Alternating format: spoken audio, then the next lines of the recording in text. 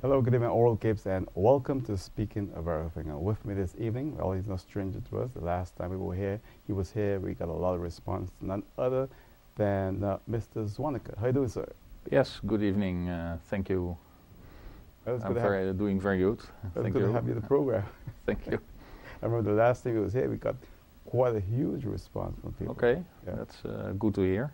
But tonight we're going to speak with you about bankruptcy. Yes. And I know you've handled quite some cases on the island, right? Well, I live here since '94, so I'm gonna make 20 years next year. So yes, 90 years in the law business. So I did quite some law cases, including bankruptcies. So you came to St. Martin fresh out of law school. Yes, indeed. Yeah. I finished law school and then started to work by Gibson, Duncan and Koeiers at the time for 5 years. Then I went back for 2 years to Holland, and then I came back. And after 1 year, I started my own law firm, and which is now BZSE. After some mergers with other law firms, we get to the law firm that we are now at the roundabout in Bel Air. So the firm is growing quite a bit. It's quite a huge firm now. Yeah, we grew. I started by myself with one secretary, and after that I went together with Snow, and then with Asset. Then we had Zwanikken Snow Asset. Then we got some employees that started to work for us, and in 2009 we merged with Bergman Brothers to BZSE. Bergman was with Bergman, Bloom, Bergman. Bloom didn't join the merger. So yeah, now at present we have 9 lawyers, and yeah, we have a big team. We still have some staff, etc. So I think altogether we are with 17, 18 people that work for us. And you handle criminal or just corporate cases? No, I don't do any criminal cases. That's not really my piece of cake. I don't do family law either. I'm mainly I'm a litigator. I did a lot of cases in the field of telecommunication. I also did bankruptcy, and I do a lot of banking law, security law, corporate law. Yeah, I like litigating a lot. Even though I don't litigate very much, but I like the commercial transaction practice, and yeah, that's basically what we do. Civil litigation. We work a lot for companies. We also did, for example, the takeover of the American University. We were acting on behalf of the sellers at the time. So yeah, there are quite a lot of interesting cases going around in St. Martin.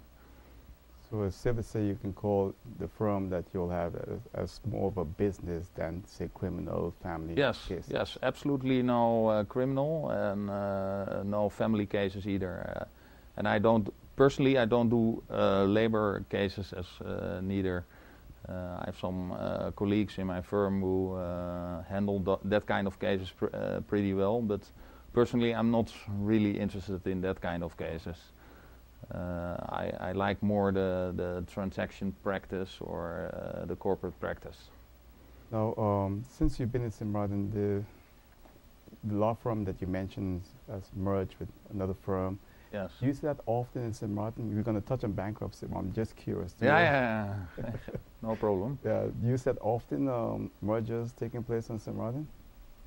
No, no, I don't think so. When we just came together in 2009, a lot of other people in the legal field said, and of course they had and they have a point, that we are a firm with a waterhead. Why we have a waterhead is because we have 5 partners in the firm, and 4 other lawyers that working for us. So you could say, well, the head of the firm is pretty big. But I think we have a lot to offer to our clients because we have a lot of knowledge and a lot of experience. And we have at least 5 partners who have committed themselves to St. Martin.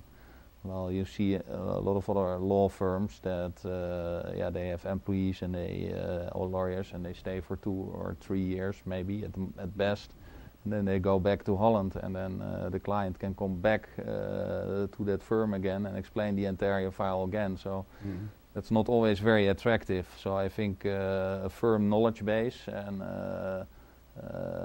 people that are committed to St. Martin, partners that are committed to St. Martin, that has something to offer for the clients, for sure.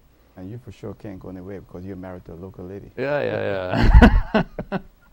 So, that's a dangerous thing to do. So speaking about bankruptcy, because we have Food Center and Yes. and that company went bankrupt. How long now? It went bankrupt in 2001, if I'm not mistaken. I think it was March, April 2001. And we are now completing it. And I can understand very well that it's very difficult to understand why the wrapping up of a bankruptcy has to take so long. And it is also very frustrating, because if you're a creditor, you want to get your money now. Right. And it is difficult to understand why it cannot be resolved in a couple of months.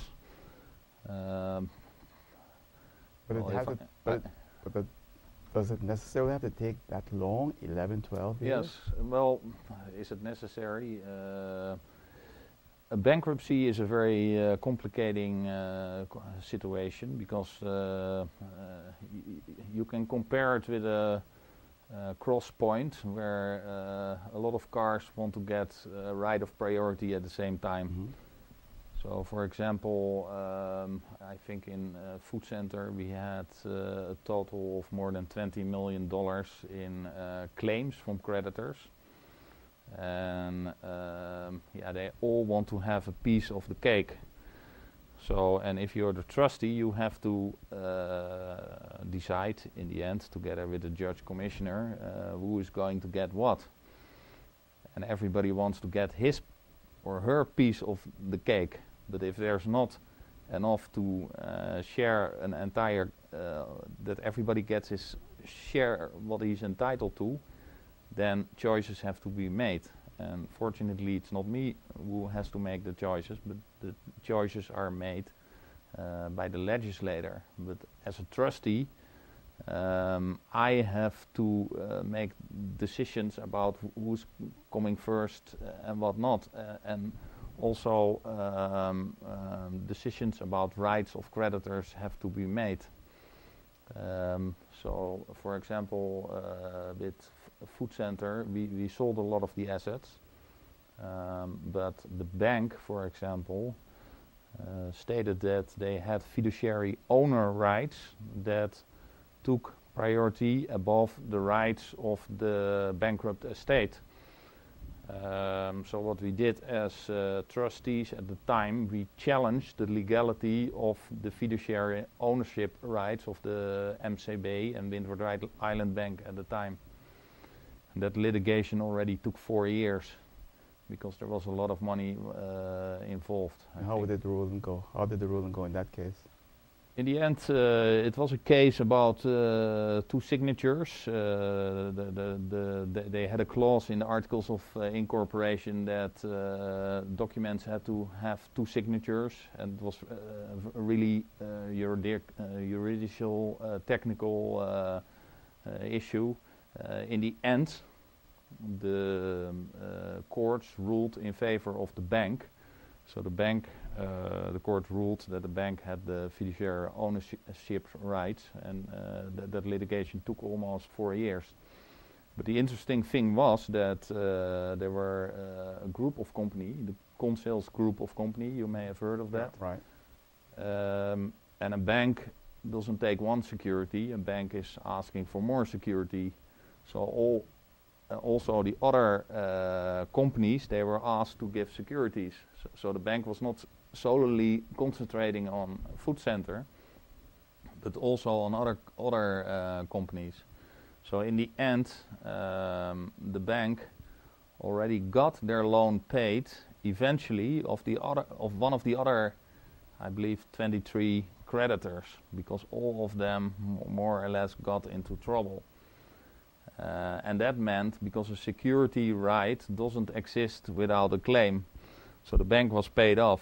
So in the end, the litigation paid off, because in the end there was, I believe, a little bit less than $1 million for the bankrupt estate.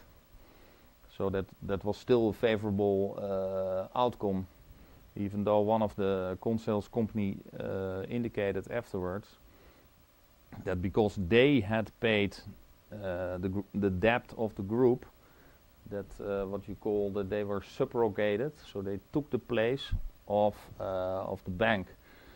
So after that, in 2005, we had another litigation for I think that 2007 that started, for 2 to 3 years, about whether or not that other companies was subrogated in the rights of the bank.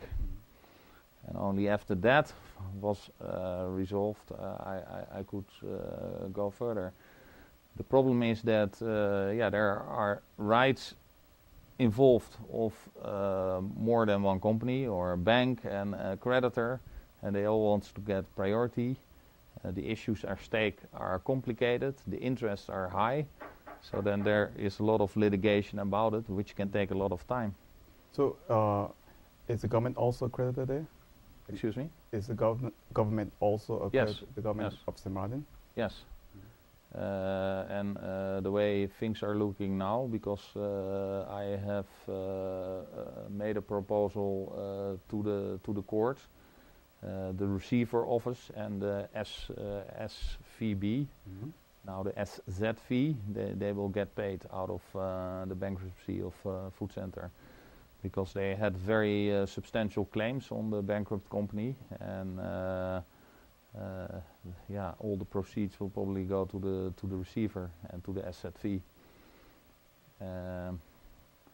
So at least most bankruptcies do not end with creditors being paid, because a lot of times it occurs that there's a bankruptcy and the trustee does a lot of investigation, and in the end the trustee gets paid and nobody else.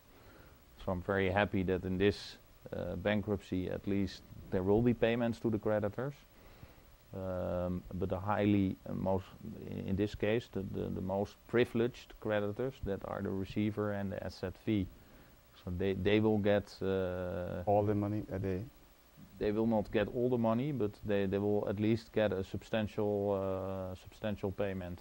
Okay, I tell you what, Mr. Zwanikken, I have to go to a break. Okay. When we come back, we'll continue speaking with Attorney Zwanikken right here on Speaking of Everything.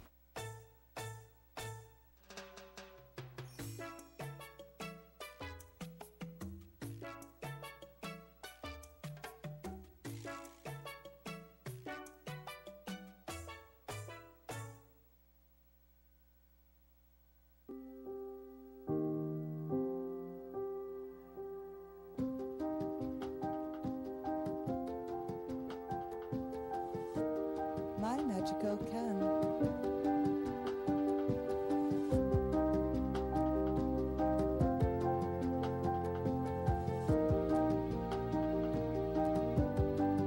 My magical can.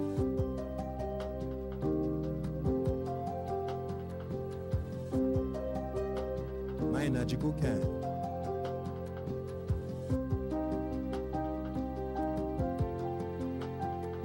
My magical can.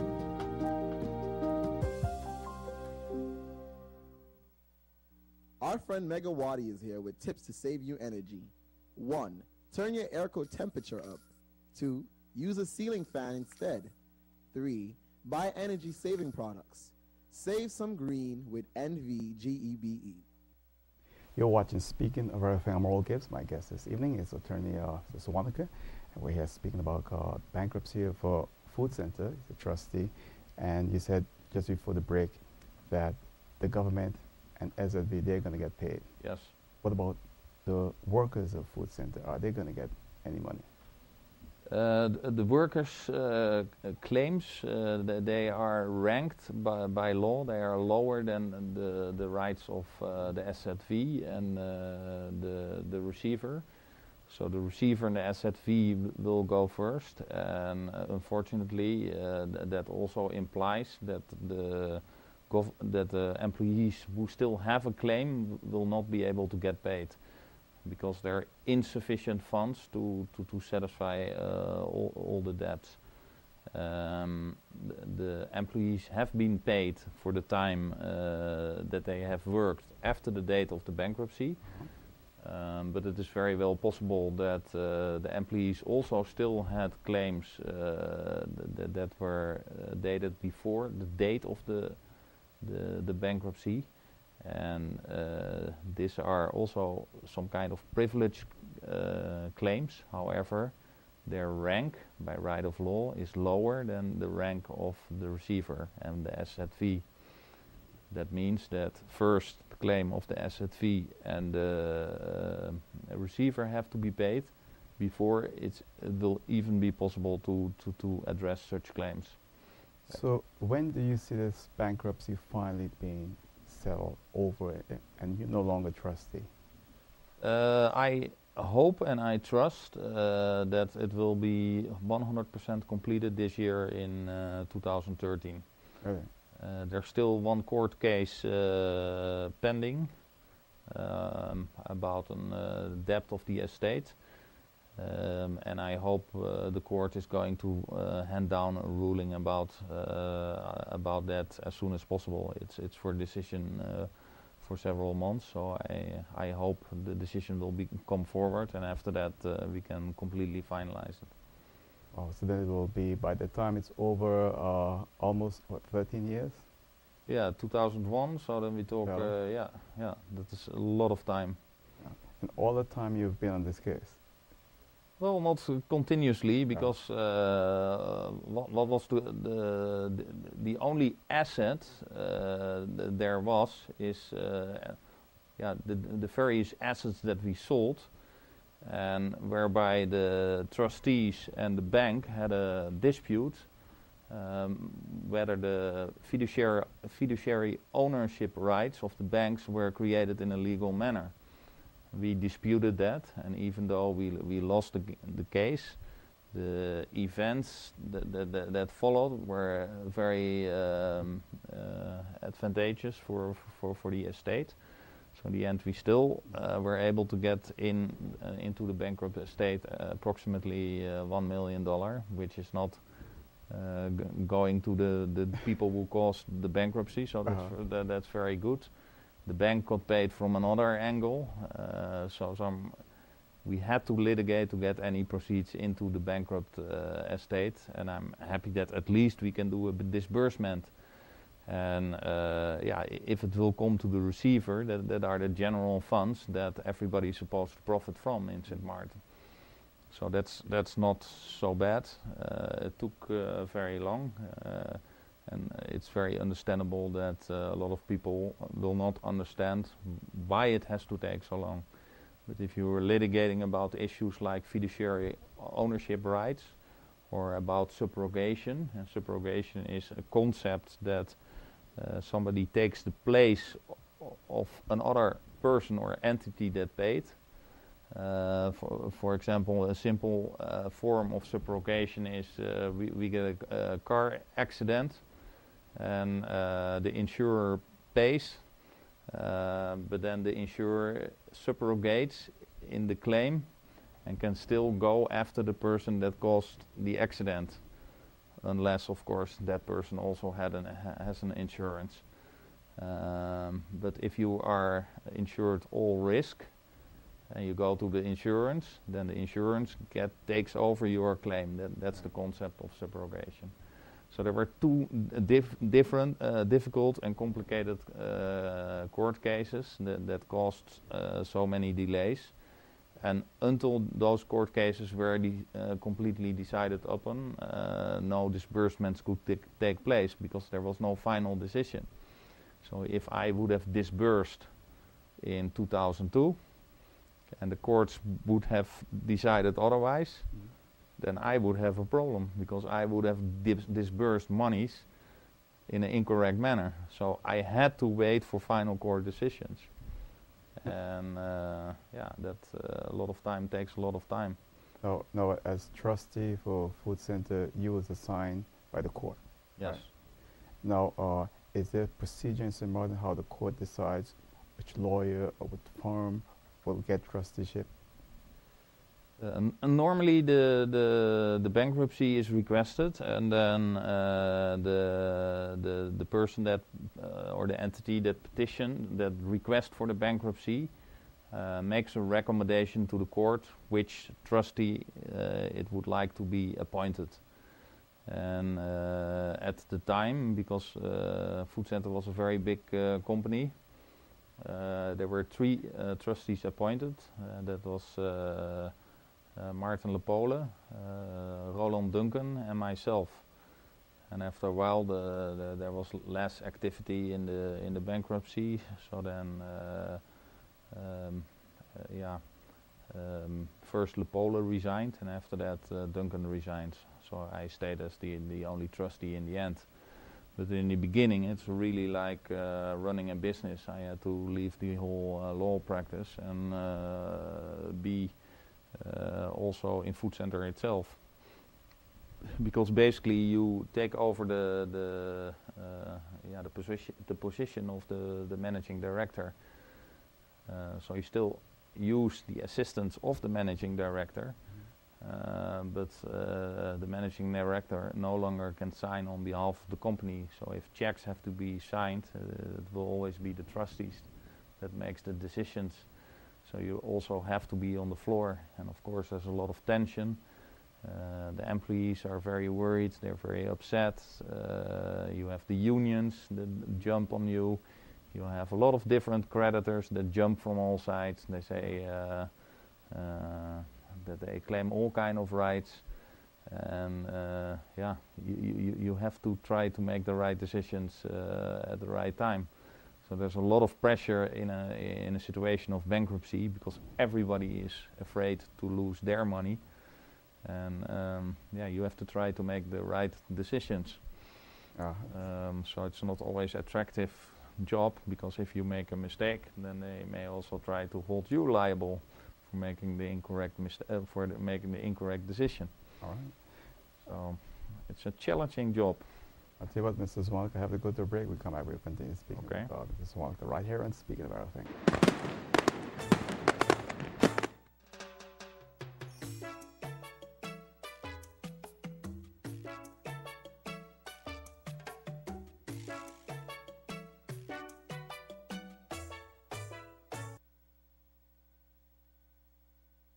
This is Juliana International Airport.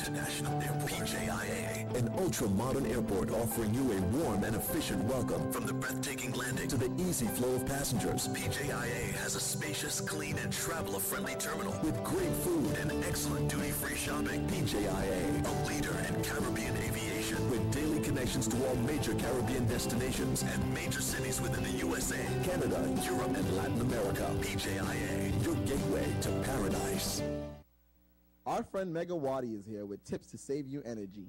1. Turn your airco temperature up. 2. Use a ceiling fan instead. 3.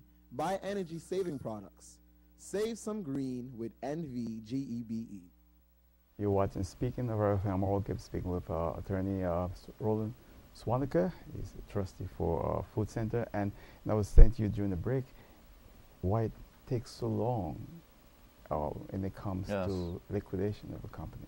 That's a very good question. I wouldn't necessarily say that the selling of the assets takes long, because I think also with Food Center in a couple of months, maybe 6 to 8 months, we had sold all the assets and we had collected most of the debts. Because you also have debtors. What caused the problem was that in this case the bank on one side and the trustees on the other side, they were disputing who had the ownership of those assets. So for example, all the inventory and all the furniture and all the fixtures, the bank said we have the fiduciary ownership rights of those items, and also the groceries and everything that was in the supermarket. So we sold it. We sold the cars, we sold all the assets, we sold, they also had a distributorship of Heineken at the time, so we sold everything from Heineken. But you have to look for a practical solution.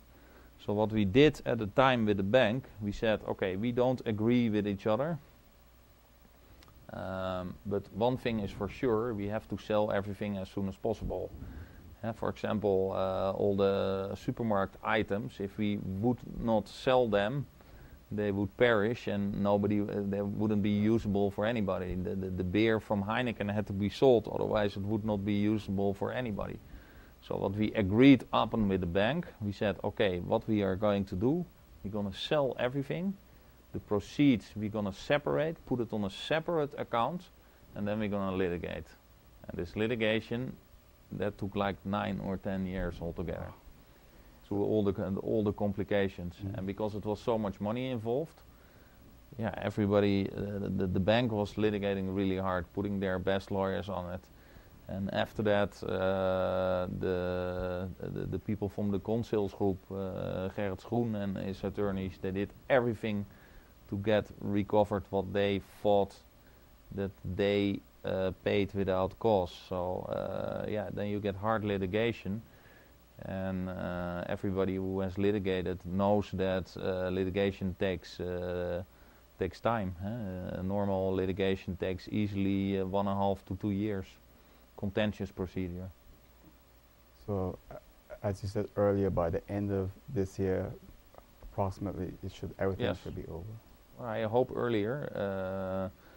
What I already said, there's still one decision about some bailiff fees where the court has to take a decision, and once that's finished, I'm free to complete it. Right. Well, Mr. Zwanikken, I want to thank you for coming and being my guest and tell us Okay. about this food center bankruptcy. Quite interesting. Thank you. And thank you for coming. Much success. Thank you. And all the best for you and your family and your firm. Thank you very much, Oral. Thank you very much, Mr. Zwanikken. That's it for now. We'll see you next time. Till then, good night. Take care. Bye.